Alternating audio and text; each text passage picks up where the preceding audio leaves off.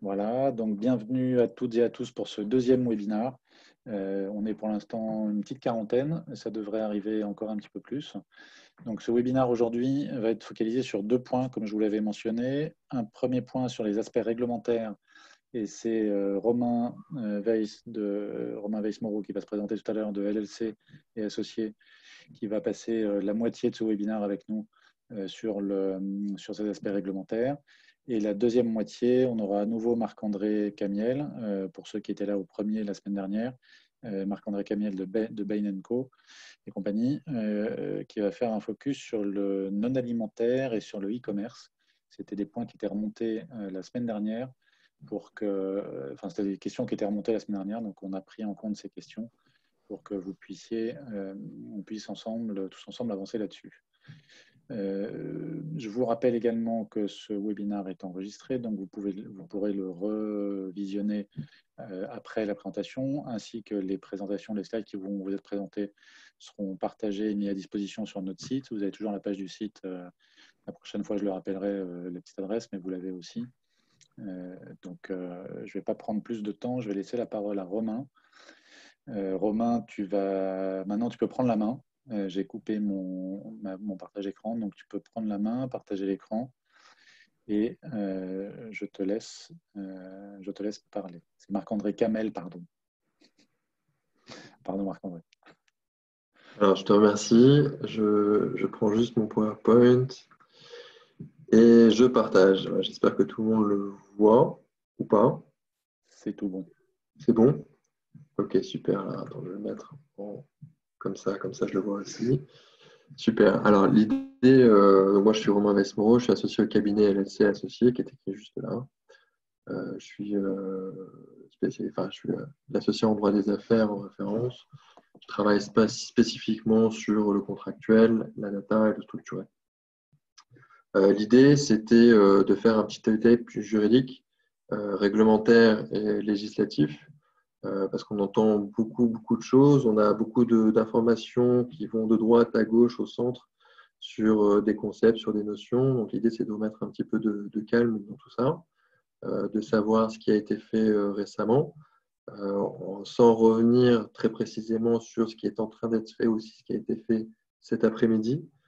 On a eu la joie d'apprendre qu'il y avait 26 projets qui étaient en cours de signature, qu'on est en train d'étudier.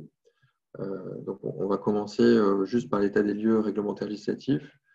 Un petit 2 sur la gestion du contrat qu'on alimentera au fur et à mesure, qui sera publié aussi sur le site de l'Institut du commerce. Et un petit 3 sur le retour d'expérience, qui sont les premiers réflexes que l'on a eu de la part de nos clients, les premières questions parfois intelligentes et parfois saugrenues, et pour pouvoir un petit peu mettre de l'huile et d'attention dans tout ce marasme. On avance. Donc le premier état des lieux, ça s'est passé dimanche, je pense que vous l'avez suivi comme tout le monde, avec une publication au 23. On a eu deux lois qui ont été votées. On a la première qui est la modification d'une loi de finances, donc une loi de finances rectificative, qui va venir impacter le budget et dont la première mesure qui est assez symbolique, c'est la garantie d'État à hauteur de 300 milliards sur des prêts qui seront consentis du 16 mars au 31 décembre 2020. Donc, ce seront autant des prêts de banques au détail que des banques BPI, puisque la BPI va être spécialement dotée pour venir soutenir l'économie. Alors, comme toujours et comme toujours depuis très récemment, on a les conditions de prêt fixées par arrêté. Donc, on aura en fait des cahiers des charges qui vont être publiés par des arrêtés. Et en fonction de ces cahiers des charges, on pourra répondre oui ou non aux conditions spécifiques de prêt. On a la seconde loi, qui est celle qui est un peu plus connue, qui contient les mesures d'urgence. Donc, on a les mesures d'urgence sanitaire, les mesures économiques, les mesures administratives et juridictionnelles, et les mesures en droit du travail, qui ont occupé, je crois, les esprits, notamment du premier, en tout cas webinaire, de ce que j'ai pu en prendre connaissance. J'ai pris la peine de noter que ces lois habilitent le gouvernement à prendre des ordonnances pour les mesures d'urgence. On rappelle, une ordonnance, c'est une mesure qui ne passe pas devant le Parlement et qui doit être ratifiée ensuite par le Parlement. Donc, ça veut dire que le gouvernement peut aller très, très, très, très vite et prendre des mesures qui ont un caractère législatif tout de suite. En attente des décrets et des arrêtés, pourquoi? Parce qu'on a toujours une seule habitude depuis quelques années, c'est de ne pas pouvoir prendre de mesures législatives sans les assortir de nombre de décrets. Donc, on va avoir besoin d'être très au vif sur les ordonnances, sur les décrets et sur les arrêtés. Donc, ça va nécessiter une veille quasi heure à heure de notre part. Sur les mesures sanitaires, je n'ai pas à revenir dessus puisque c'est celle qu'on a l'habitude d'entendre depuis à peu près 15 jours. Il y en a juste une qui est assez intéressante, qui est le contrôle temporaire de certains produits qui avait commencé au début de la crise, notamment sur les petits gels, et qui devrait potentiellement se poursuivre sur d'autres catégories de produits. Là aussi, on va devoir être assez attentif pour savoir ce que ça va recouvrir. On a une autre mesure, on va dire, qui est plus emblématique que technico-pratique, qui est la limitation de la liberté d'entreprendre. On n'a pas encore vu dans quelle mesure elle allait pouvoir s'effectuer, sauf à fermer l'intégralité des magasins, bien sûr. Je passe directement aux mesures économiques. On en a 4 mesures économiques phares qui, je le rappelle, vont être complétées par les décrets et les arrêtés et par les ordonnances, bien sûr. On a le fonds spécifique de dotation qui va être partagé entre les régions et l'État. À savoir comment ça va être organisé, on ne le sait pas encore, mais c'est un fonds de financement qui va venir agir sur le soutien à la trésorerie. Ça, c'est extrêmement important. Et pour les personnes dont la viabilité est mise en cause, là encore, on n'a pas encore les modalités d'éligibilité. Je pense qu'il y aura une partie qui sera diffusée par ordonnance et une autre partie nécessairement par décret pour connaître l'intégralité des conditions d'éligibilité. Je ne sais pas, par exemple, si c'est les mêmes conditions d'éligibilité que les entreprises qui correspondent au troisième point, qui sont les charges courantes et le report des loyers, qui là vont correspondre au TPE et d'autres entreprises qui ont 10 salariés au plus, ou qui font au maximum 2 millions de CA de bilan. Donc, on a, je pense, dans notre auditoire, assez peu d'entreprises qui répondent à ces critères, mais sait-on jamais. C'est toujours une façon de pouvoir répondre à cette crise. On a ensuite les contrats publics qui devront être amendés. On a la possibilité d'adapter les règles de passation, les délais d'exécution, les délais de paiement et les pénalités contractuelles. On a un pôle droit public au cabinet qui aujourd'hui saisit quasiment en permanence sur les réquisitions et sur les modalités d'exécution des contrats publics lorsqu'on ne peut plus les appliquer. Vous imaginez que la souplesse légendaire de notre administration fait qu'on a parfois des difficultés à faire entendre que l'état d'urgence nécessite parfois des adaptations du contrat. Donc on est sur le fond, sur le pont aussi sur ces sujets-là. Ensuite, pour les organismes de sécurité sociale, on a une mesure qui va permettre à l'Agence centrale des organismes de sécurité sociale de consortir des prêts et des avances. On a déjà vu pour certains d'entre nous la suspension des charges sociales. En tout cas, ça a été le cas pour le cabinet. Je ne vous cache pas qu'on a bénéficié de cette mesure assez rapidement, étonnamment. Et ça devrait être généralisé. Donc, on va avoir une ordonnance, c'est ce que j'étais en train de regarder juste avant le webinaire, qui va venir encadrer cette mesure-là. On a ensuite les mesures administratives et juridictionnelles. Alors, je ne ferai pas l'offense de vous forcer à lire le slide tel qu'il est là. Retenons des mesures qui sont plus spécifiques. Celles qui sont extrêmement importantes, qui sont le report des délais de prescription et des délais administratifs pour pouvoir faire les diligences nécessaires, soit pour les comptes ou les approbations de comptes ou pour les déclarations fiscales. On va avoir une ordonnance, c'est celle que je regardais juste avant, celle que je regardais avant, qui va venir encadrer justement l'intégralité de ces reports. Ça veut dire quoi? Ça veut dire que si vous ne le savez pas encore, aujourd'hui tous les tribunaux sont gelés sauf procédure d'urgence. Donc on a tout un tas de procédures qui sont suspendues. Ça veut dire qu'on ne peut plus saisir les juridictions vraiment comme on pouvait le faire auparavant. Donc, sauf mesures d'urgence, ça veut dire soit des véritables erreurs, soit des mesures d'ordre pénal, soit des référés, mais qui sont dûment justifiés par leur nature. Donc, on n'a potentiellement que les référés d'urgence. Et encore, on a reçu des directives de l'ordre et des juridictions là par email il y a moins d'une heure sur le fait qu'on allait devoir potentiellement aussi passer par des mécanismes de visioconférence pour certaines procédures et qu'ils allaient trier sur le volet celles qu'ils allaient enregistrer. Ça pose un certain nombre de problèmes pour les prescriptions, ça pose un certain nombre de problèmes pour la capacité que l'on avait à avoir des jugements dans des délais parfois très courts, et là ça va être d'autant plus allongé. Donc il va falloir avoir énormément de souplesse dans les relations avec ses cocontractants. Et donc, je vous l'ai mis, c'est à partir du 12 mars. Les administrations publiques vont avoir le même problème sur l'organisation de leurs AG. Donc, ça veut dire qu'à partir du moment où on travaille avec des organismes publics, il faut s'attendre à des grandes difficultés quant à la prise de décision. On a encore les mesures qui sont les mesures pour les copropriétés. Là, je ne vais pas revenir dessus. En revanche, les expulsions locatives, ça concerne, je pense, pas grand monde ici. On peut juste considérer que si on a des bailleurs dans l'assistance, que le sursis a été prolongé de 2 mois pour l'expulsion. On passe aux mesures en droit du travail, celles qui apparaissent les plus complexes. On a des mesures qui vont venir limiter les ruptures de contrat de travail. Alors, c'est facile à dire comme ça va être difficile de le mettre en œuvre. Des mesures qui viennent atténuer les effets de la baisse d'activité, soit par application temporaire des indemnités, en l'étendant des catégories, en réduisant la perte de revenus pour les salariés. Et j'ai souligné quand même que le reste à charge pour l'employeur de compenser les revenus. Ça veut dire que les entreprises vont devoir compenser énormément les salaires et les entreprises vont devoir de l'autre côté solliciter les aides d'État et solliciter les mesures spécifiques avec leurs partenaires bancaires. Je ne vous cache pas que ça va être assez complexe à mettre en œuvre dans des délais qui sont assez courts. Donc, il va falloir, je pense, être très, très, très réactif sur l'intégralité de ces sujets.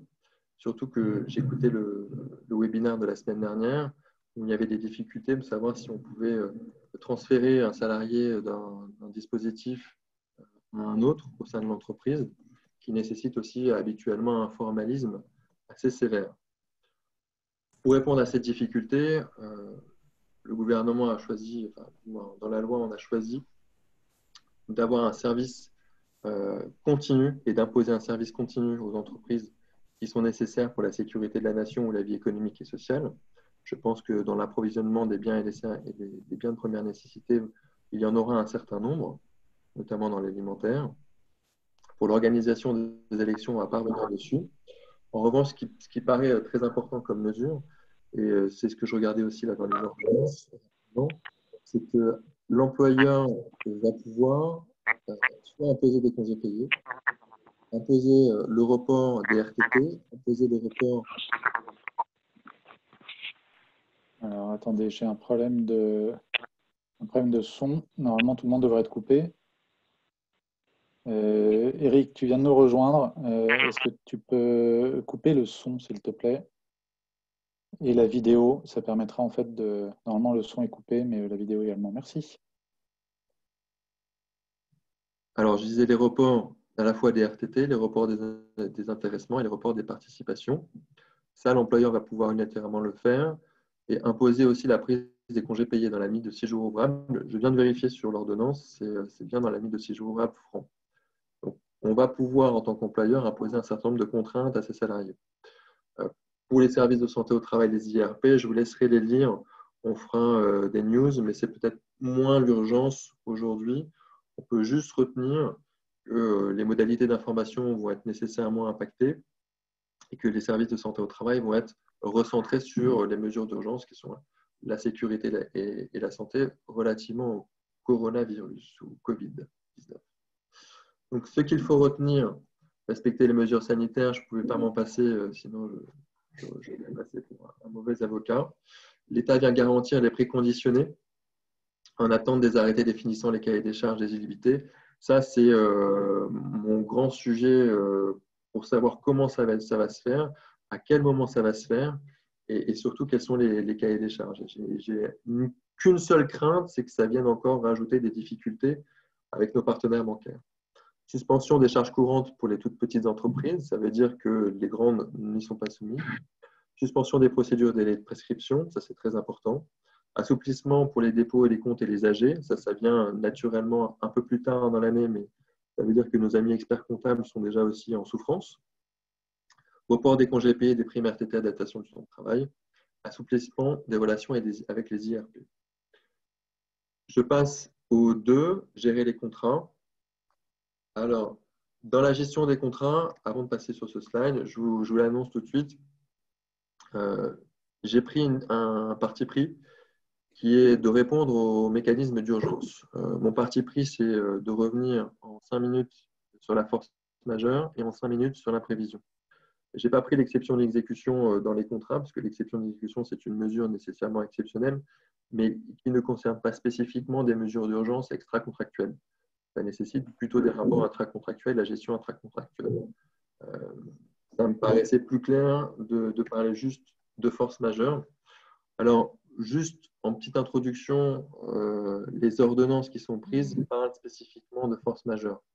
D'un point de vue juridique, on va revenir en 3 secondes sur ce qu'est la force majeure. C'est l'événement majeur qui doit être imprévisible au moment de la conclusion du contrat et ses conséquences ne peuvent être neutralisées par des mesures appropriées à l'occasion de l'exécution du contrat. Ça veut dire qu'un événement comme la guerre, ça ne se prévoit pas souvent, sauf si vous êtes dans un État qui a l'habitude d'être en guerre.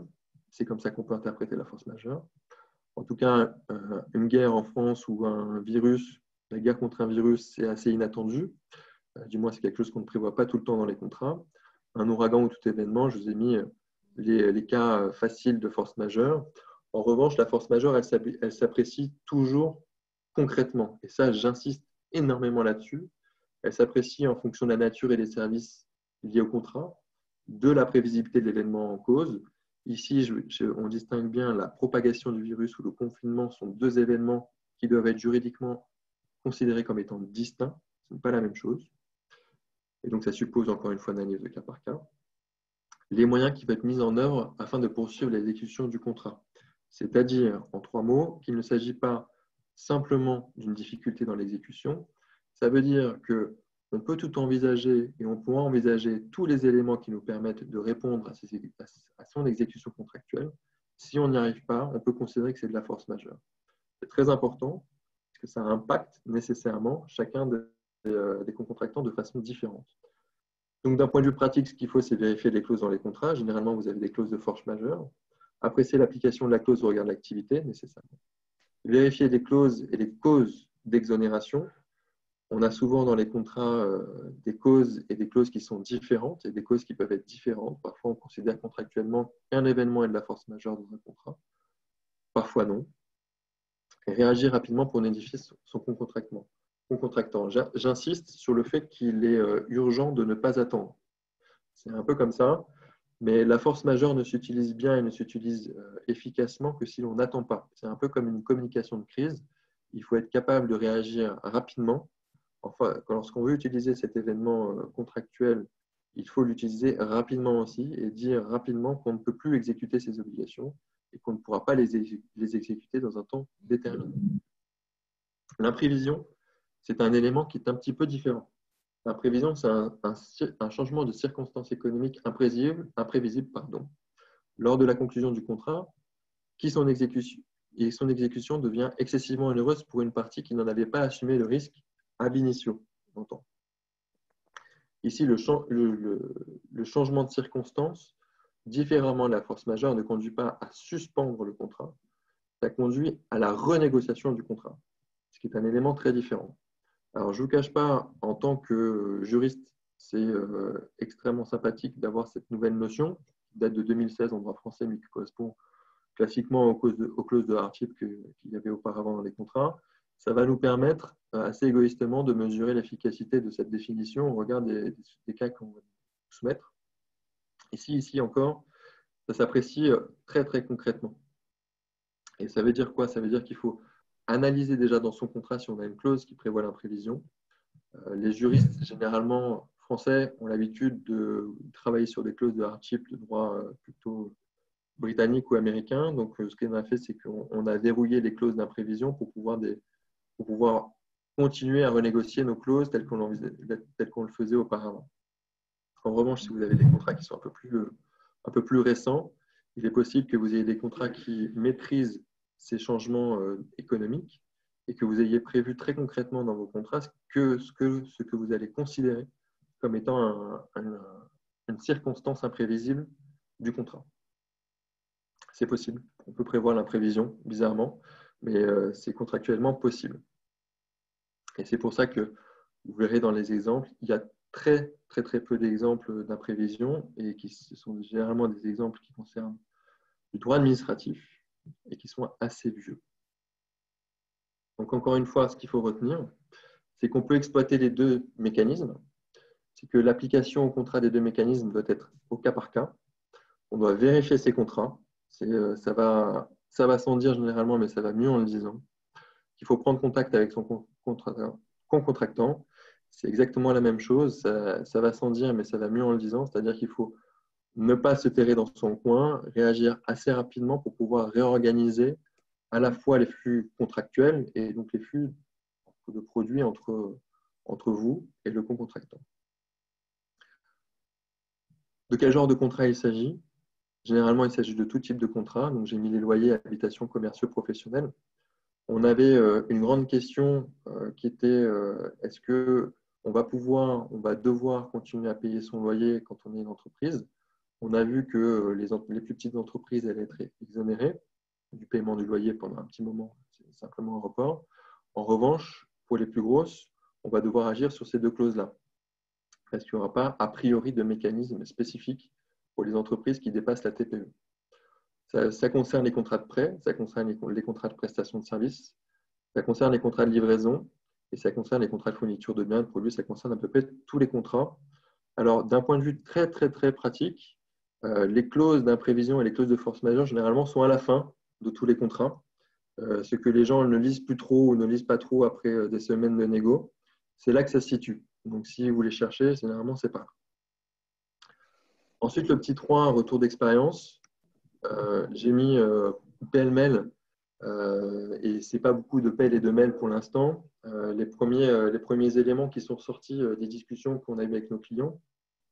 Alors, de façon assez simple, on a fait, nous, le tour de nos clients. Alors, on a beaucoup de clients dans le retail, on en a pas mal dans l'immobilier, on a des collectivités, on a quelques restaurants, on a beaucoup de services informatiques et on a un peu de grande stream. Alors, ce qui s'est passé, c'est qu'il y a eu un premier vent de panique qui était issu des premières allocutions à la fois du président et du Premier ministre. Qu'est-ce qu'on va faire, qu'est-ce qu'on fait, comment ça se passe? On a eu des vagues de quasiment pré-licenciement ou de mise sur le banc technique, ce qui paraît assez logique. On a beaucoup d'opérateurs, nous, qui se sont retrouvés à devoir fermer littéralement les sociétés, à devoir fermer les établissements. Donc, gros chômage technique pour une grosse partie des salariés, donc activité partielle, si on respecte le droit du travail. Ce qui a un impact sur les partenaires bancaires qui ont, pour une partie, été assez conciliants, qui ont suspendu les prêts. Ça, c'est pour les plus gentils. D'autres qui ont été un peu plus méchants et qui se sont dit qu'on attendra ce qu'il advient des mesures législatives et réglementaires et qui, pour l'instant, n'ont pas bougé en disant ce qui est indu est indu. On a aussi des partenaires et des clients dans les bailleurs qui, eux, je pense notamment à Unibail, qui s'est empressé de dire qu'ils allaient normalement stopper la réclamation des loyers et qu'ils allaient les reporter. Donc, on a eu des idées saugrenues aussi qui étaient de licencier l'intégralité de son personnel pour des motifs économiques. Je ne vous le conseille pas tout de suite, en tout cas pas dans cette mesure-là. On peut trouver des solutions alternatives et surtout un peu moins violentes pour le personnel. Surtout qu'il s'agit de procédures qui sont manifestement quand même assez lourdes de licencier du personnel et que ce n'est pas forcément la meilleure idée lorsqu'on doit répondre à une demande qui va nécessairement être démultipliée dans quelques semaines. Voilà pour le retour. Ce que je vous propose, c'est que l'on se penche, nous, de notre côté, sur les ordonnances, puisqu'on a maintenant les projets une fois qu'elles sont votées, et qu'on fasse, alors peut-être pas un slide par ordonnance, mais qu'on diffuse en partenariat avec l'Institut du commerce les analyses sur les ordonnances et comment on peut les mettre en œuvre, et quels seront les décrets que l'on va pouvoir aussi mettre en œuvre. Si vous avez des questions, je suis tout de suite. Merci Romain, c'est jamais des sujets simples. Donc, je sais parce qu'on a déjà travaillé ensemble sur d'autres thématiques. C'est jamais des sujets très simples, mais je pense honnêtement que c'est très important. Moi, il n'y a pas de questions sur le chat. Il y en a peut-être pas. Vous n'êtes peut-être pas tous ceux qui participent en fait. Vous n'êtes peut-être pas directement impactés ou directement en lien avec ces aspects contractuels. Peut-être un petit peu plus et encore avec les aspects de droit social. Mais moi, j'ai juste un lien et on va le faire en interne en fait dans nos groupes de travail, dans des réunions là, qui vont avoir lieu bientôt sur la promotion. Il y a donc tous les contrats promotionnels qui étaient en cours ou qui vont arriver pour des événements qui sont annulés, par exemple, pour des tas de choses. Les promotions aujourd'hui ne se passent plus du tout comme c'était prévu. Et en fait, il y aura nécessairement des discussions assez fortes là-dessus. Il y a une question quand même sur une question, mais alors Vincent, je ne pense pas qu'on ait la réponse. Donc, pour relancer l'activité, pensez-vous qu'il y aura un moratoire sur les EGA? Sur les EGA? Les EGA, les États généraux de l'alimentation. Donc, sur je ne suis pas certain. Pour l'instant, ça me paraît un peu anticipé, mais je ne m'avancerai pas sur ce sujet. Je suis désolé. Ok. Merci beaucoup, Romain. Je vais juste te demander donc d'arrêter ton partage d'écran. Ouais. Si vous avez, bien sûr, si vous avez des questions, tous les participants et participantes, si vous avez des questions qui vous viennent en tête après, etc., vous savez qu'on a ce forum sur notre site, on a une page dédiée, on a également un groupe LinkedIn gestion de crise, je ne sais plus comment on l'appelait, gestion de crise coronavirus. Émilie va sûrement mettre un commentaire pour tout le monde pour redire comment ce groupe s'appelle. On va passer à la deuxième partie de ce webinaire de ce soir. Et c'est Marc-André Camel, et là je l'ai bien dit, qui va reprendre la main. Donc Marc-André, si tu as des... voilà, merci Émilie pour avoir remis l'adresse du site de notre page dédiée et qui va remettre l'adresse du groupe LinkedIn. Donc Marc-André, si tu as des slides, c'est le moment de partager ton écran et de prendre la main sur le deuxième sujet qui est plus orienté non alimentaire et e-commerce. Donc, je te laisse la main. Elisabeth a posé un truc là sur... voilà, oui, sur les prospectus. On y reviendra après, mais ça, Elisabeth, on en parlera dans le groupe de travail promo de vendredi. Marc-André, je te laisse la main. Super. Merci beaucoup Xavier et merci Romain. C'était passionnant de suivre tous ces sujets et on s'aperçoit en fait de la complexité à la fois législative et juridique que cette crise est en train de créer. Xavier, on a une demi-heure, je pense, devant nous et je t'avais promis la semaine dernière, à l'issue de notre premier webinaire, d'essayer de faire court dans la présentation pour laisser plus de temps à la fois aux questions et aux échanges. Ça devrait être un partage d'expérience, en fait. Donc, je vais essayer de faire très court. On a prévu beaucoup moins de slides ici. Vous vous souvenez que la semaine dernière, on avait parlé de comment la crise se déployait en utilisant un peu notre expérience tirée de la Chine, de l'Italie et maintenant de plus en plus de tous les autres pays d'Europe et des États-Unis. Et en fait, vous vous souvenez qu'on se disait déjà la semaine dernière que nous, en France, on était en plein dans la phase 2. Il y avait pas mal de pays qui étaient un petit peu en déni. L'Angleterre, enfin le Royaume-Uni en particulier, depuis, ils sont en plein dans cette phase 2. Les États-Unis, pour certains, sont rentrés aussi dans cette phase. Je pense à l'État de New York, je pense à l'État de la Californie. Mais il y a d'autres régions des États-Unis qui sont encore un petit peu en déni. Et l'Amérique du Sud est encore un peu dans la phase 1, même si le nombre des infections va croissant. il y a encore des choses un peu spéciales qui se passent. Le Brésil est dans cette phase un peu particulière où c'est un État fédéral. Le président Bolsonaro continue de dire qu'il n'y a rien, que ça va finir dans une semaine. Et les gouverneurs des différents États, eux, ont déjà décrété le confinement absolu, etc. Donc, on voit des choses un peu particulières. Mais nous, on est dans cette phase 2. Et la semaine dernière, on a brossé un petit peu le tableau de ce qui se passe quand on est dans cette phase. On a parlé des opérations en mode de crise, on a parlé de sauver du cash, on a parlé aussi de la communication et de comment on commence à se préparer à la rémission puis à la guérison. Moi, je propose que sur cette dernière phase, on reviendra peut-être dans le webinaire 3 ou le webinaire 4 sur la sortie de crise, c'est un peu tôt. Ce qu'on s'était dit ce soir, c'est qu'on ferait deux zooms. Le premier zoom, c'est sur la partie online, puisqu'il y a eu pas mal de questions la semaine dernière sur comment on fait en fait pour monter en puissance du côté online. C'est important pour la partie alimentaire et pour la partie non alimentaire aussi, pour des raisons un peu différentes, mais ça peut être important. Et le deuxième zoom, si on a du temps, ça serait sur le non alimentaire. On a un peu délaissé la semaine dernière, on s'est focalisé sur la distribution alimentaire et les challenges à la fois pour les fabricants et les distributeurs. Cette fois-ci, si on a le temps, on se focalisera un petit peu plus sur les réalités du non alimentaire. Voilà. Donc, je vais commencer avec cette première planche. Pour nous, en fait, le challenge pour la partie online, en fait, il est de deux ordres. Le premier, c'est de monter en puissance et d'être capable de suivre ce qui est en train de se passer. C'est pas forcément très facile.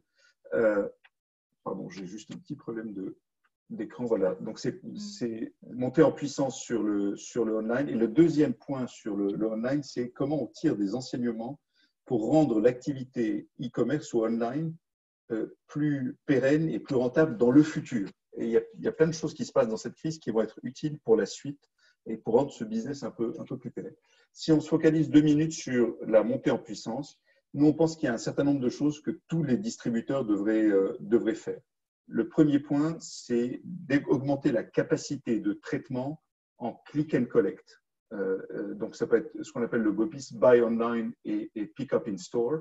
C'est acheter en ligne et venir chercher dans le magasin ou dans un point de collecte. Pourquoi on commence par ce point-là? Parce que ça évite tout un tas de problématiques qui sont liées à la distribution, à la livraison, en fait, qui sont d'autres problématiques sur lesquelles on reviendra, mais cette capacité déjà, c'est le premier goulot d'étranglement que les distributeurs rencontrent. Donc, pour faire ça, quelques idées. La première, c'est de limiter la complexité et donc limiter l'assortiment disponible aux SKU qui sont vraiment essentiels, qui sont faciles à travailler en termes de picking, donc dans leur packaging par exemple, et ça permet de simplifier les opérations. Donc, première idée, c'est limiter l'assortiment.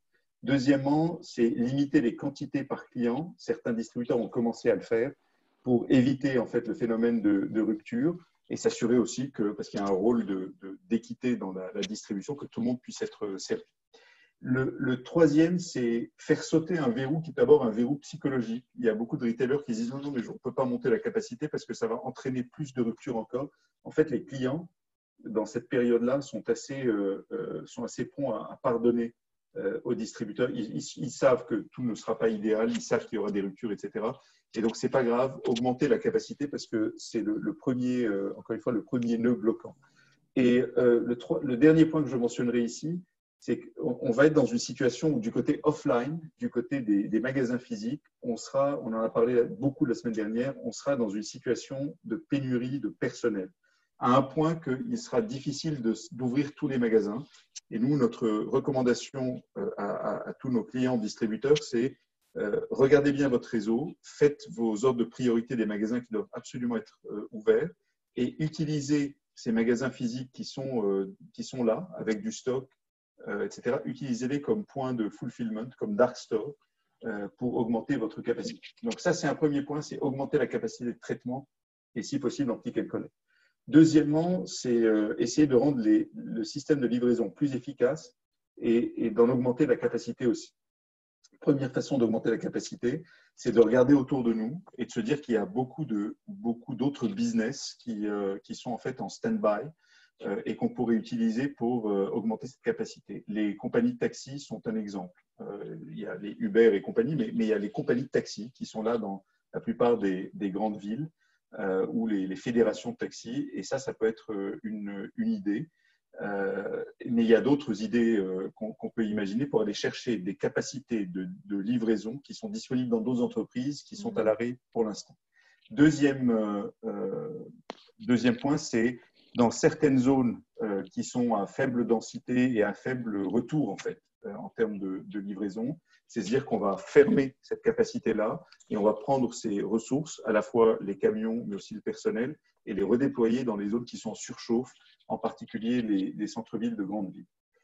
Et troisièmement, c'est un petit peu l'autre forme de collaboration, on a parlé des taxis tout à l'heure, mais l'autre forme de collaboration, c'est se dire pourquoi ne pas oublier la concurrence traditionnelle dans cette période de crise et se dire qu'on va faire jouer une forme de solidarité entre retailers locaux dans une zone de chalandise donnée. Ça peut être dans des zones rurales, ça peut être aussi même dans certaines petites villes, pour collaborer, mettre ensemble des capacités de livraison, remplir les camions de façon plus efficace dans les tournées et rendre donc un service à nos consommateurs. Donc ça, c'est le deuxième point.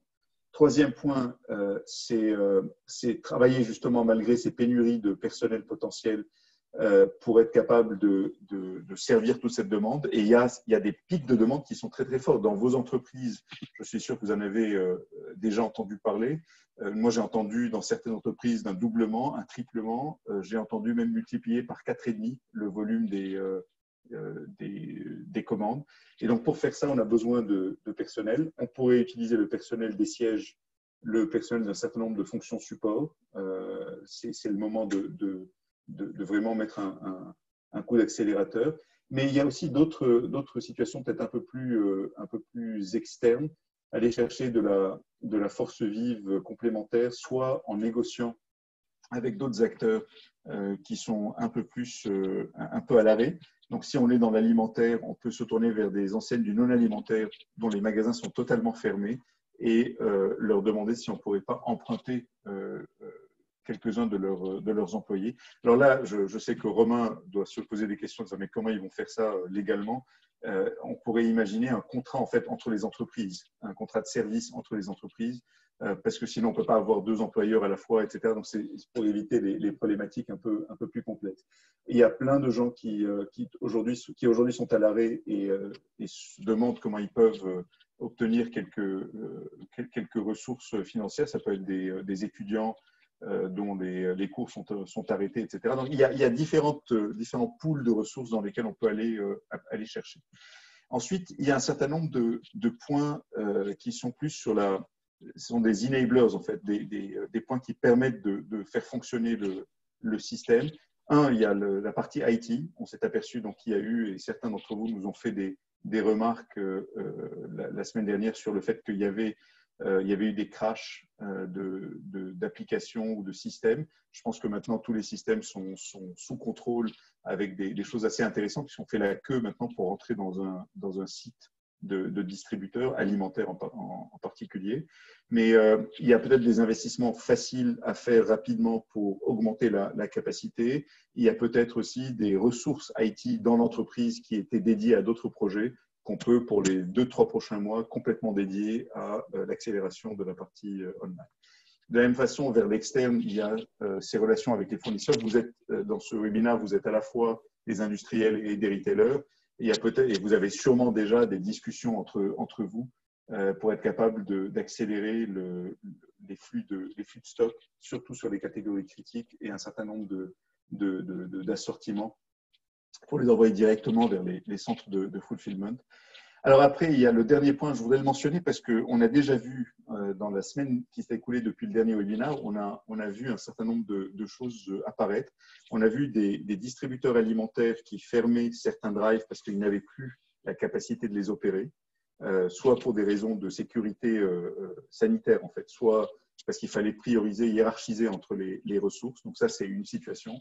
L'autre situation qui m'a frappé, c'est que j'ai vu quelques enseignes non alimentaires. Donc, pourtant, l'online est finalement la seule source d'accès aux clients aujourd'hui et la seule source d'accès au cash.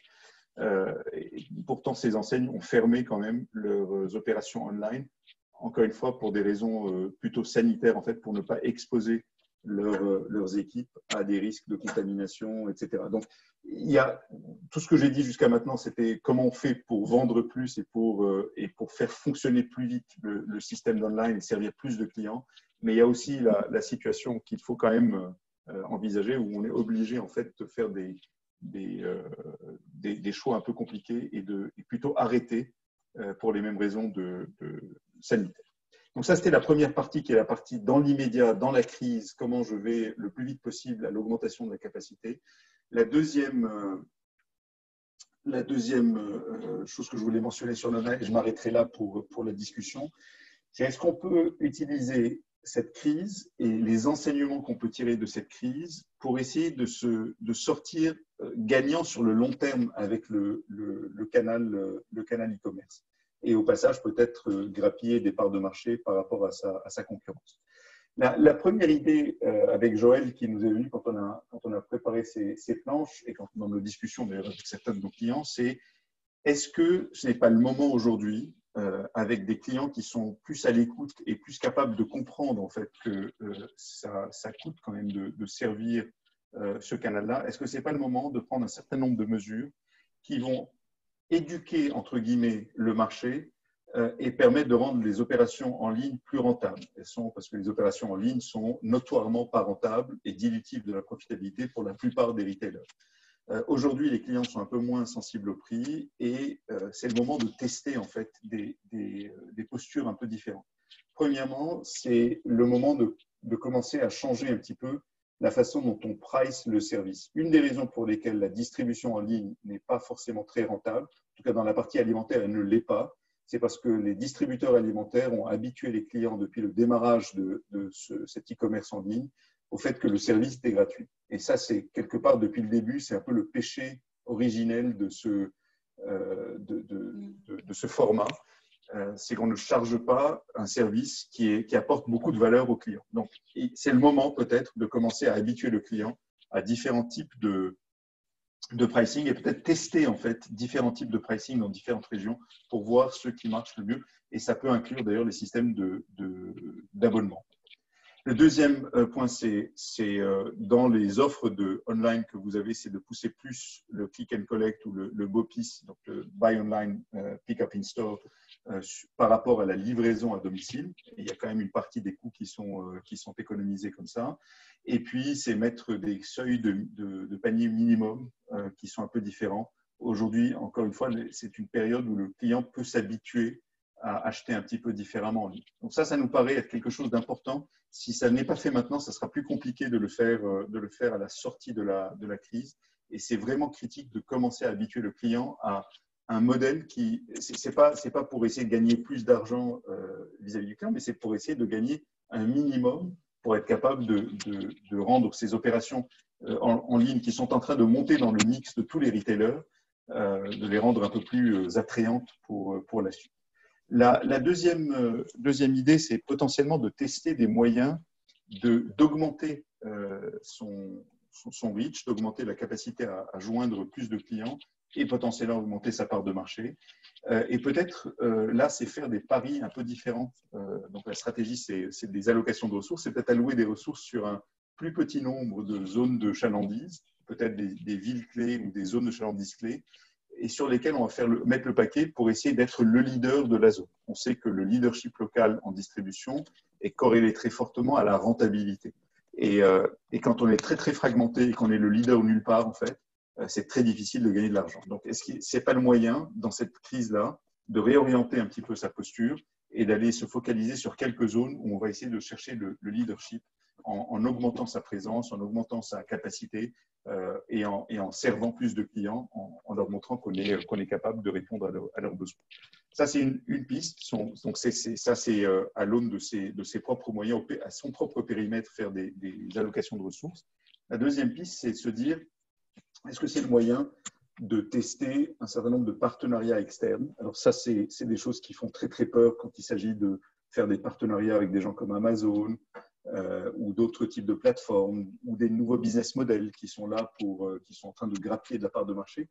Mais dans cette phase de crise, c'est peut-être le moment de tester. Encore une fois, on ne dit pas qu'il faut signer des contrats sur 20 ans avec ces gens-là, mais peut-être de se dire, moi, je n'y arrive pas tout seul, ou je ne pourrais pas augmenter ma capacité au-delà d'un certain niveau. Peut-être que c'est le moment de tester un magasin sur telle plateforme, etc. Et dernier point, c'est un point important quand même, ça a déjà été commencé par la plupart des distributeurs, c'est de faire attention à ces dépenses marketing et d'orienter de plus en plus, c'était déjà historiquement la tendance, mais d'orienter un peu plus les dépenses marketing pour aller vers plus de génération de trafic en ligne et de conversion, surtout pas que le trafic, mais plutôt la conversion. Voilà, je vais faire une pause ici. Si on a le temps après, je pourrais parler un petit peu du non-alimentaire, mais je vais faire une pause et comme ça, vous laissez la parole ou la capacité de poser des questions. Alors, merci beaucoup Marc-André sur ce premier point. C'est très difficile en fait de donner la parole aux participants. Il faut que je vois en fait ceux qui lèvent éventuellement la main. Mais il y a eu plusieurs commentaires que tu dois pouvoir voir également, Marc-André. Voilà, je suis en train de les regarder maintenant. Ok, donc ils sont des commentaires ou des questions, plutôt des commentaires d'ailleurs. Moi, j'avais relevé en fait un point sur effectivement les enseignes, en particulier de bricolage. Donc, il y a une personne de Leroy Merlin qui est en ligne. Les enseignes de bricolage ont réouvert des points de click and collect dans certains magasins avec un assortiment réduit. Donc, ça rentre complètement en ligne par rapport à ce que tu disais. Et ça génère effectivement, comme le souligne Jacques-Antoine, ça génère même une information assez restreinte à un nombre de clients limité, génère un très gros flux de visites sur le site internet. Donc ça confirme effectivement ce que tu dis là. Moi, j'avais une question qui était très simple en fait, de dire je suis d'accord que c'est remonter les frais de livraison non plus à zéro, mais à leur juste valeur. Donc éduquer le consommateur c'est le moment de le faire. Maintenant, c'est pas simple dans une période comme celle-là d'imposer des nouvelles règles qui vont apparaître comme une augmentation de prix. Est-ce que c'est quelque chose qui… Mais il y a toujours, c'est un problème, dès qu'on augmente le prix de quoi que ce soit, en fait, il y a toujours un risque que le client le prenne mal et qu'il nous en fasse payer le prix au moment où la crise s'achève. Mais en même temps, je pense que le client se rend compte des circonstances exceptionnelles. Et aujourd'hui, on en est dans l'alimentaire. Aujourd'hui, on peut attendre 12, 14 jours pour être livré. C'est hallucinant quand on réfléchit. Les gens vont mourir de faim avant d'être livrés. Donc, ça ne fait des réserves avant, c'est bon. Oui. Et d'ailleurs, il y a des gens qui continuent ils gardent en fait ces commandes. Ils vont au magasin du coin dans l'intervalle, mais ils gardent la commande pour plus tard en se disant on ne sait jamais, les magasins seront peut-être complètement fermés, etc. Mais je pense qu'on peut, si on demande aux gens de payer un peu plus, il faut qu'il y ait un service en échange. En fait, il faut qu'il y ait un quid pro quo. Et d'une certaine façon, peut-être qu'en faisant payer le service, on obtient des plages de livraison plus rapprochées, etc. Il faut y réfléchir, mais je pense que c'est une opportunité unique. Encore une fois, je pense que le problème, le risque que je vois à la sortie de cette crise, c'est que les gens vont s'habituer encore plus à commander en ligne. Donc, la pénétration de l'e-commerce va augmenter dans toutes les catégories de produits. Elle n'augmentera pas, je pense que le niveau qu'on atteint pendant la crise sera un niveau un peu exceptionnel et on redescendra un petit peu. Mais quand même, ça sera plus qu'avant, avant la crise. Et le problème, c'est que plus on shift le business de l'offline qui est parfaitement rentable vers l'online qui est parfaitement non rentable, et plus on se pose des problèmes de viabilité du business sur le futur. Donc, il faut rentrer dans cette transition graduelle qui a deux volets. Il y a un volet revenu sur lequel il faut pricer le service à un juste prix. Les Anglais ont commencé il y a 1 an et demi en fait à augmenter petit à petit, 1 pound par 1 pound en fait, à augmenter le prix. Et c'est Tesco qui a commencé et les autres ont suivi. Et donc il y a peut-être les leaders ont peut-être un rôle de leader à jouer, à montrer la voie en montant petit à petit. Je ne dis pas qu'il faut faire payer 12 € tout de suite aux clients par panier, mais peut-être quelque chose. Et l'autre volet, c'est la baisse des coûts graduels il faut trouver des nouvelles efficacités, trouver des moyens de servir le online à un coût plus réduit. Parce que sinon, c'est l'ensemble de la distribution qui va se retrouver très mal dans quelques temps. Et c'est inexorable, en fait. Ah, c'est très intéressant. Donc, Joël, tu veux peut-être ajouter quelque chose? Alors, oui, juste pour compléter le propos de Marc-André, moi je conçois la sensibilité de la période actuelle pour effectivement travailler sur le sujet du prix. Nous, on a commencé à faire des analyses auprès des consommateurs et c'est vrai, par exemple, qu'on a des perceptions de prix même sur les produits. Je ne parle même pas du service e-commerce ou autre, juste sur les produits, il y a une perception de prix qui est montée. Donc, la plupart des distributeurs qui seront sur ce webinaire connaîtront le problème et auront dû y faire face. Il y a pas mal de distributeurs qui se sont exprimés sur le sujet en montrant qu'ils n'avaient pas fait évoluer les prix, que les positions n'avaient pas bougé. Par contre, c'est vrai que comme il y a eu pas mal d'arrêts d'opérations promotionnelles, il y a tout de suite une sensibilité au prix des consommateurs qui s'affirme. Donc, c'est évident que aujourd'hui, comme la plupart de l'industrie est plutôt partie dans une direction de dire, bon, cause union sacrée, cause nationale, on doit nourrir les gens et les servir quoi qu'il en coûte. Le consensus général est plutôt de ne pas tarifer le service. Je pense qu'il y a deux postures qui sont acceptables. La première, c'est de dire effectivement dès à présent aux clients, voilà, on est dans un effort, dans une mobilisation, un effort de guerre quasiment généralisé, et donc tout le monde prend sur soi, mais vous concevez que ce ne sera pas une position qui est tenable dans la durée. Donc à un moment, on repassera à des tarifications qui sont celles qu'à minima les gens ont connues jusqu'à maintenant, c'est-à-dire qu'en dessous d'un certain panier, on paye un certain prix. Et la deuxième chose, c'est de dire, il y avait des remarques qui étaient faites sur le fait de dire, ah oui, mais aller chercher des fournisseurs externes, les flottes de taxis, etc. Mais en fait, ça pose des problèmes autres qui sont les problèmes de sécurité, des problèmes d'ordre sanitaire et hygiénique. Je pense qu'il y a, quand on va entrer dans des solutions peut-être de plus en plus créatives et collaboratives hors des schémas habituels, c'est des choses qui sont tout à fait explicables aux clients en leur disant, écoutez, on sort de tous les schémas conventionnels pour venir vous servir et venir vous livrer ça en bas de votre porte. Malheureusement, on sort aussi de la structure de coût qu'on avait d'habitude. Donc, on va peut-être, pour assurer la sécurité du bien qui vous est transporté, être obligé de vous facturer un petit quelque chose pour vous assurer que le chauffeur a des gants, qu'il s'est désinfecté les mains, et que la voiture a été nettoyée avant de vous apporter ça. Donc, j'entends les réserves qu'on peut avoir sur l'application de ces tarifications à des services tels qu'ils sont connus par les consommateurs en temps normal. Je me fais écho aux réserves de Marc-André sur le fait de dire qu'en fait, on est encore plus en train d'habituer le marché à ce que ça soit gratuit, alors même que ça coûte précisément plus cher en ce moment, pour tout un tas de raisons qu'on a évoquées auparavant. Donc,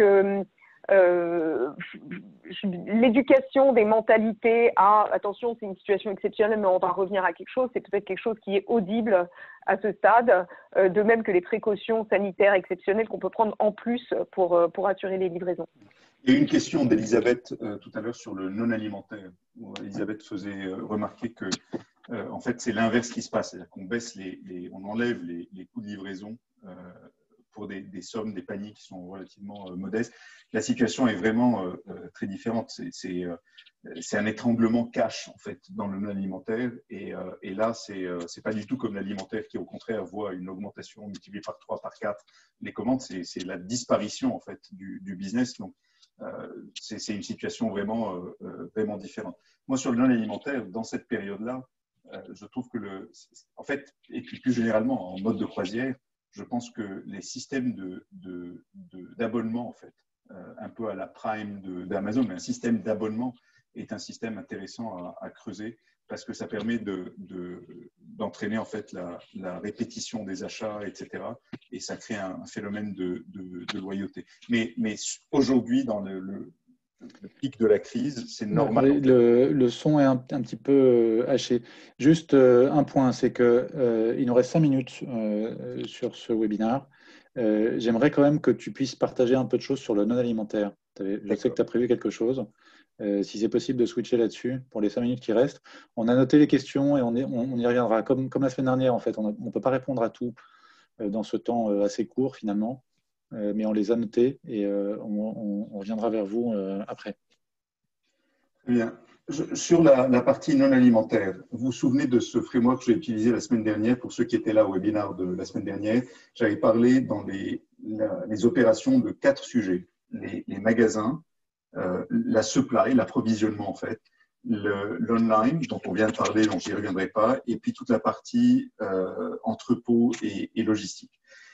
Un petit focus, si la semaine dernière on parlait plus de l'alimentaire, si on se focalise sur les problématiques du non-alimentaire, sur la partie magasin, donc, sachant que la plupart des magasins sont fermés, je pense que les magasins de bricolage ont eu l'autorisation de rester ouverts, mais la plupart d'entre eux ont fait le choix de fermer, sauf pour la partie online. Donc la plupart de ces opérations sont aujourd'hui à l'arrêt. Pour celles qui sont Pour les quelques magasins qui sont ouverts, la première priorité, c'est de continuer à mettre en avant tous les aspects de précaution, de santé et de sécurité. Et donc, c'est de s'occuper de toute la partie nettoyage, minimiser toute la manutention, maximiser la distance physique entre les clients, etc., etc. Donc ça, j'y reviens pas, ça va de soi.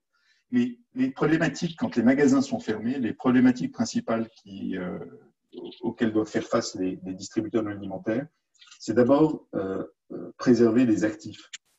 Il y a des problématiques toutes bêtes en fait de sécurité, de protection des stocks qui sont dans les magasins, etc. Il peut y avoir une recrudescence des actes de vandalisme, de cambriolage, etc. J'entendais hier que la police judiciaire à Paris mettait 80 personnes dès aujourd'hui en fait dans des véhicules banalisés à tourner dans Paris pour essayer de prévenir en fait des cambriolages, essentiellement ceux de magasins. Mais il y a, d'ailleurs, c'est peut-être aussi là, pendant que les magasins sont fermés pendant 3 mois, c'est peut-être le moment de faire exécuter les activités de maintenance obligatoires. Pour le reste, la maintenance non obligatoire, il faut la repousser et protéger le cash. Mais il y a peut-être des choses qui étaient à faire. C'est le moment de le faire pendant que les clients ne sont pas là pour maximiser tous les jours de travail qu'on aura quand on sera de retour tous au travail. Ça, c'est un premier point, donc c'est protéger les actifs. Deuxièmement, c'est regarder le réseau et cette crise, en fait, elle va précipiter un certain nombre de décisions sur le réseau qu'on aurait voulu retarder, etc., qui sont des décisions de fermeture définitive de certains magasins qui étaient déjà trop fragiles. Et la crise va les précipiter. Donc, dans ce cas-là, puisqu'on a quelques semaines ou quelques mois de… T'as un peu perdu. Est-ce que vous m'entendez? Je suis désolé. Est-ce que vous m'entendez? Donc, Moi, je t'entends, Marc-André. J'ai pas de coupure. D'accord. Ouais. Donc, c'est chez moi alors. C'est donc préparer la fermeture de certains de ces magasins. Il y a tout un tas de choses à faire. Réfléchir à ce qu'on va faire avec le stock. Il y a le traitement évidemment des collaborateurs en premier, etc., etc. Et troisièmement, du côté des magasins, ça ne va pas être facile, comme on le disait déjà il y a une semaine, ça ne sera pas facile de revenir à l'état d'avant, à l'état normal en fait. Et donc ça se prépare. Quel magasin on va l'ouvrir en premier? Comment on va réallouer le staff? Où est-ce qu'on mettra les stocks en priorité, etc., etc. Donc il y a tout un pan d'action sur les magasins. Mais encore une fois, la chose la plus dure, c'est que c'est compliqué quand les magasins sont fermés. Il y a peu de choses à faire. Sur la partie marchandises en fait, et approvisionnement, la première chose dont on a parlé aussi la semaine dernière, c'est débrancher complètement un certain nombre de systèmes automatiques et en particulier tous les systèmes de réassort automatique. Pour la plupart des distributeurs, c'est déjà le cas depuis des semaines, mais bon, je le mentionne quand même parce que j'ai quand même rencontré 1 ou 2 distributeurs cette semaine qui n'avaient pas encore complètement débranché tout ce qu'il fallait débrancher. Et deuxièmement, il y a un certain nombre de livraisons de marchandises qui n'ont pas encore été réglées, qui n'ont pas encore été effectuées, qui étaient prévues pour les 2 mois ou 3 mois qui viennent. Là, par prudence, il faut arrêter en fait, il faut demander à ces fournisseurs d'arrêter ces livraisons et ensuite réévaluer la situation. Et pour réévaluer la situation, la première chose à faire, c'est de faire un bilan très précis de son stock à travers toute la supply chain et de réfléchir aussi à tous les risques de livraison à venir. Parce que ce qui est très intéressant, et nos collègues Joël et moi qui travaillent essentiellement dans la supply chain nous ont alertés, ils ont d'ailleurs publié un certain nombre de documents que vous trouvez sur le site de Bain, bain.com, sur les risques de la supply chain, les risques primaires, secondaires et tertiaires. Donc, votre fournisseur est peut-être tout à fait opérationnel, mais les fournisseurs de votre fournisseur ne le sont peut-être pas. Et il faut prévoir, il faut être vraiment sûr, en dialoguant avec vos fournisseurs de façon très ouverte, pour bien comprendre quels sont les risques de livraison que vous allez avoir dans les 3, 4, 6 mois à venir. Parce que sinon, au moment où vous allez ouvrir, vous allez avoir de belles surprises qui vont grever votre propre business. Donc ça, c'est très important. Et ensuite, du coup, une fois qu'on a fait cet inventaire du stock, c'est décider. Dans certaines situations, on va mettre en pause. Dans d'autres situations, on va complètement annuler un certain nombre de commandes qu'on a faites à long terme. Je pense, par exemple, à un certain nombre de commandes saisonnières dans le non-alimentaire textile. Je pense aussi à des commandes de long terme sur des grandes quantités qu'on peut avoir faites à 6 mois d'avance dans le bricolage ou dans d'autres situations. Donc ça, il faut reprendre tout le calendrier de la marchandise et se dire, voilà, qu'est-ce qu'on garde pas, qu'est-ce qu'on met en pause, qu'est-ce qu'on repousse, etc. Ça va forcer les distributeurs à faire un plongeon un peu plus approfondi dans leur stratégie de marchandises, leur stratégie par catégorie, dans les plans de catégorie, et potentiellement aussi réfléchir à un certain nombre de sourcing alternatifs. Plutôt que d'aller acheter très loin en Asie, se dire on va peut-être acheter plus proche de nous de façon un peu plus flexible pour être capable de déclencher les commandes un peu plus tard, même si ça coûte un peu plus cher. Le risque qu'on prend est un risque géré, etc., etc. Mais je pense que aucun distributeur non alimentaire ne va faire l'économie de cette revisite de ces stratégies. Et enfin, et ça c'est spécifique en fait à certains distributeurs dont la marchandise a une durée de vie. Et je pense par exemple aux grands magasins, aux distributeurs textiles, etc., qui achètent par collection, qui achètent par saison, et qui se retrouvent avec de la marchandise pour toute la saison qui est rentrée dans le magasin juste au moment du lockdown, et qui vont être incapables en fait de vendre cette marchandise à plein tarif aucun jour de la saison, ce qui est un malheur assez embêtant. Et en fait, est-ce qu'ils vont se retrouver au moment de la reprise à devoir gérer une nouvelle collection dans une nouvelle saison avec des produits qui ne sont plus du tout adaptés? Et donc la question, c'est est-ce qu'il y a moyen de vendre de trouver des acheteurs en fait, peut-être dans un autre hémisphère où les saisons sont décalées, et essayer de vendre ces marchandises en gros plutôt que de devoir les brader en 2 semaines ou 3 semaines à la sortie de la crise avec une catastrophe économique à la clé. Voilà, donc ça, c'est des éléments sur la partie supply. Et évidemment, pour finir, il y a aussi les éléments sur la partie logistique. Et là, c'est plutôt revoir le planning de capacité qu'on a à la lueur de la crise. Donc ça, c'est aujourd'hui. On a peut-être des capacités qui sont disponibles dont on n'a plus besoin, on n'aura pas besoin à la sortie de la crise. Deuxièmement, est-ce qu'on peut réutiliser cette capacité pour faire du fulfillment online? Donc, est-ce qu'on a des gens dans les entrepôts, on a de la marchandise, est-ce qu'on peut changer notre système de fulfillment et utiliser un petit peu cette capacité-là? Et troisièmement, est-ce qu'on peut mettre cette capacité à disposition d'autres acteurs qui pourraient en avoir besoin et qui nous permettraient de réduire les coûts en amortissant en fait une partie des coûts fixes que nous avons. Voilà, donc je voulais partager ces éléments-là. Ensuite, il y a des éléments sur le cash et la façon de gérer le cash, mais on n'a déjà plus le temps, donc je vais m'arrêter.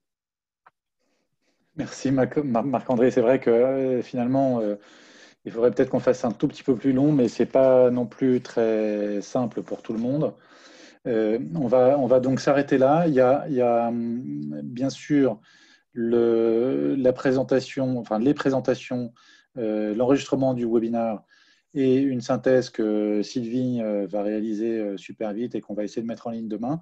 Tout ça sera disponible sur le site, sur l'adresse qu'avait donnée Émilie. Je vous renverrai en fait toutes ces informations-là. Merci encore à Marc-André, à Joël pour son intervention et à Romain sur la partie juridique.